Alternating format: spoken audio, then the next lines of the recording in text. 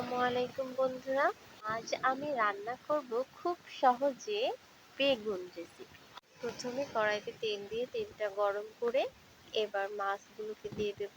মাছটা আমি মাছে লবণ দিয়ে তারপরে মাছগুলো তেলের পরে দুধ ছাড়াই মাছ ভাজি, তারপরে মাছটা কিন্তু লাল। এই টেকনিকটা শিখেছে আমার মেজো আপু। মাছ ভাজা শেষ, এবার আমি তরকারি রান্না করার জন্য কড়াইয়ে তেল দিয়ে তেলটাকে গরম করে এবার দিয়ে দেব পানি, এরপর দিয়ে দেব হলুদ।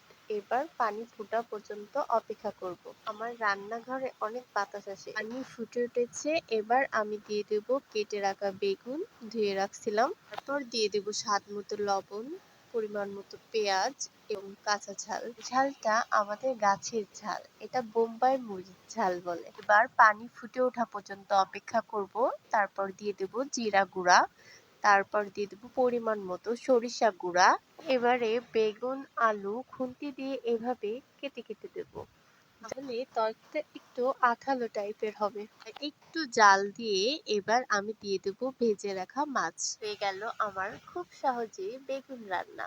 ভিডিও যদি ভালো লেগে থাকে ইউটিউব চ্যানেলকে সাবস্ক্রাইব করে পাশে থাকবেন। আল্লাহ হাফিজ বন্ধুরা।